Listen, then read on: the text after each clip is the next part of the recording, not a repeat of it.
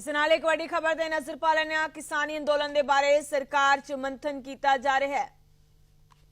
गृह मंत्री अमित शाह ते नरेंद्र तोमर विचाले मीटिंग खत्म हो चुकी है। दोहां दे वल्लों मीटिंग की जा रही सी। कल भी दोहां मंत्रियों दरमियान मीटिंग हुई सी।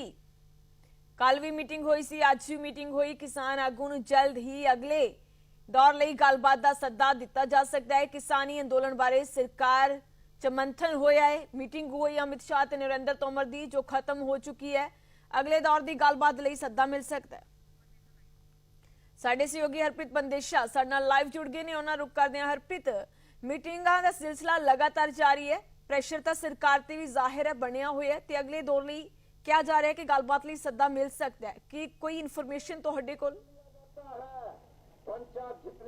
जी बिल्कुल, सरकार लगातार बैठक कर रही है। लगातार जिहड़ियां मीटिंगां ने कीतियां जा रही ने कि इस मामले का हल कढ़िया जाए, क्योंकि दिल्ली के चारे पासे लगातार किसान जिहड़ा वो घेरी जा रहा। मैं भी जिस बॉर्डर से इस वे है शाहजहाँपुर हरियाणा का जिहड़ा बॉर्डर है राजस्थान के नाल लगदा, उत्थे भी दस्सिया जा रहा है कि शाम तक तकरीबन 500 तो वध ट्राली जिहड़ी है इत्थे पहुंच जाएगी, क्योंकि राजस्थान बड़ा वड्डा है तो वक्रे वक्रे इलाकों च लोग चले हुए हैं जिन्होंने इत्थे पहुंचना है। दूसरे पासे अमित शाह की जिहड़ी मुलाकात नरेंद्र तोमर नाल हुई ते बैठक खत्म हो चुकी है। होम सैकटरी उहदे मौजूद रहे ने, कैबिनेट सैकटरी भी दस्सिया जा रहा है कि उस बैठक के मौजूद सन। किते ना किते हुण सरकार इस मामले ते रणनीति अपनाउंदी हुई नजर आ रही है कि सरकार इस मामले नूं किवें डील करे। एक पासे सरकार जिहड़ी है वो कुछ किसान संगठन जिहड़े ने वख-वख सूबियां दे, चाहे उत्तराखंड दे होण, हरियाणा दे होण, यूपी दे होण, उन्हां नाल मिल रही है। अपने बयान लगातार ये दिते जा रहे हैं कि कानून बड़े चंगे ने, तो उन्हां किसानी संगठनों कोलों ये भी बयान दवाए जा रहे हैं कि ये जिहड़े किसानी कानून ने एक किसानां दे हित च ने। उत्थे ही दूसरे पासे जिहड़े ये लोग सड़कों ते बैठे ने, लगातार ये लोग प्रदर्शन कर रहे हैं। इन्हां दा कहना है कि सरकार बैकडोर तो जेकर कोई फैसला करती है तो उन्होंने असीं लोग नहीं मनांगे, साडी मंग बिल्कुल साफ है।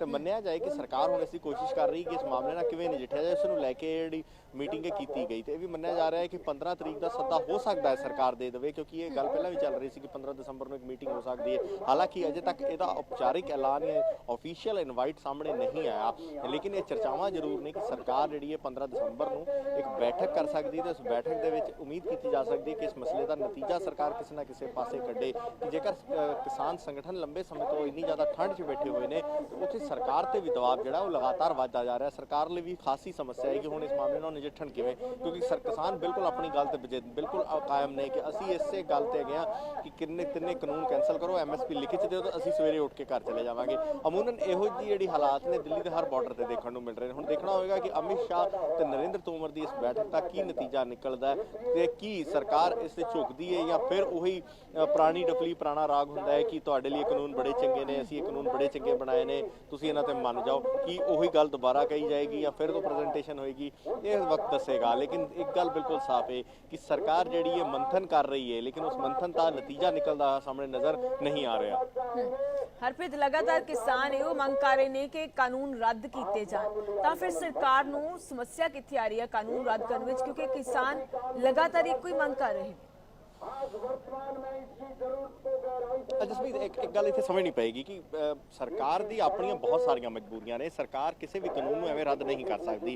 जेकर सरकार अज इस कानून नूं रद्द करेगी तो कल सरकार नूं किते होर फ्रंट ते दिक्कत आ जाएगी। एक सब तो वड्डी मजबूरी तो सरकार दी है। दूसरी मजबूरी, सरकार ने पिछले 7 साल च जे कुछ कमाया है तो एक कदावर सरकार की छवि, कि एक इहो जी सरकार की छवि कि साडा बड़ी मजबूत सरकार है। तो जेकर सरकार इत्थे वापस हट जाएगी तो इहो जिहा डेंट पएगा जो इतिहास से लिखा जाएगा। तो सरकार ये चीज़ कभी नहीं चाहेगी कि असी इस तरीके ना पीछे हटिए। सब तो बड़ा सवाल है कि फिर सरकार को राह की बचता है। सरकार जो राह कढ़ रही है, जो तक लगातार बयान दिते जा रहे हैं कि किसानों ने जो सानू प्रस्ताव दिते, जो किसानों ने सानू गल्लां आखियां, असीं उन्हां सारियां गल्लां ते खुले मन नाल चर्चा करन नूं तैयार हां।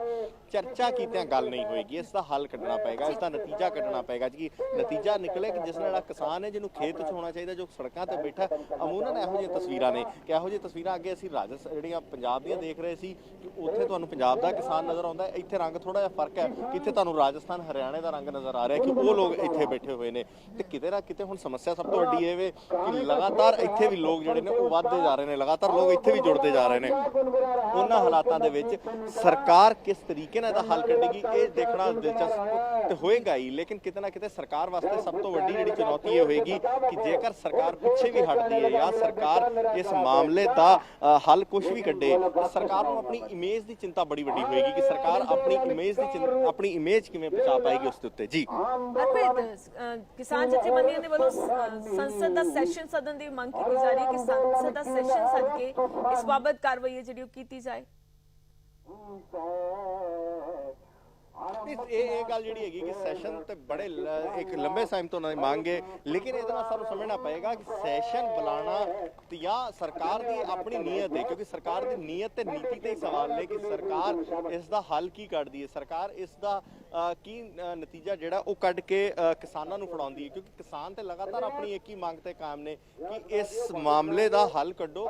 ਅਸੀਂ ਤੇ ਸਿਰਫ ਕਾਲੇ ਕਾਨੂੰਨ ਵਾਪਸ ਕਰਾਉਣੇ ਨੇ, ਇਹ ਕਾਲੇ ਕਾਨੂੰਨ ਵਾਪਸ ਹੋਣ ਤੇ ਅਸੀਂ ਆਪਣੇ ਪਿੰਡਾਂ ਨੂੰ ਵਾਪਸ ਜਾਈਏ। ਲੇਕਿਨ ਸਰਕਾਰ ਲਗਾਤਾਰ ਇੱਕ ਹੀ ਗੱਲ ਕਹਿ ਰਹੀ ਹੈ ਕਿ ਇਹ ਜਿਹੜੇ ਕਾਨੂੰਨ ਨੇ, ਇਹ ਜਿਹੜੇ ਕਾਨੂੰਨ ਅਸੀਂ ਬਣਾਏ ਨੇ, ਇਹ ਕਾਨੂੰਨ ਕਿਸਾਨਾਂ ਦੇ ਹੱਕ 'ਚ ਨੇ ਤੇ ਇਸ ਕਰਕੇ ਸਰਕਾਰ ਦੇ ਉੱਤੇ ਸਭ ਤੋਂ ਵੱਡਾ ਜਿਹੜਾ ਸਵਾਲ ਉੱਠਦਾ ਸਰਕਾਰ ਦੀ ਨੀਤੀ ਤੇ ਨੀਅਤ ਦੇ ਉੱਤੇ ਕਿ ਜੇਕਰ ਜਿਸ ਮੇਨ ਸਟੇਕ ਹੋਲਡਰ ਦੀ ਤੁਸੀਂ ਗੱਲ ਕਰਦੇ ਹੋ ਕਿ ਅਸੀਂ ਤੁਹਾਡਾ ਫਾਇਦਾ ਕਰਨਾ ਹੈ, ਅਸੀਂ ਤੁਹਾਡੇ ਹੱਕ 'ਚ ਲੈ ਕੇ ਆਏ ਹਾਂ, ਉਹੀ ਮੇਨ ਸਟੇਕ ਹੋਲਡਰ ਸਭ ਤੋਂ ਜ਼ਿਆਦਾ ਰੌਲਾ ਪਾ ਰਿਹਾ, ਉਹੀ ਸੜਕਾਂ ਤੇ ਬੈਠਾ ਹੋਇਆ ਹੈ ਤੇ ਆਖਿਰ ਫਿਰ ਸਰਕਾਰ ਸੁਣਦੀ ਕਿਉਂ ਨਹੀਂ, ਸਰਕਾਰ ਇਸ ਦਾ ਹੱਲ ਕਰਨ ਦੀ ਕੋਸ਼ਿਸ਼ ਕਿਉਂ ਨਹੀਂ ਕਰਦੀ। ਜੀ ਬਿਲਕੁਲ ਹਰਪ੍ਰੀਤ।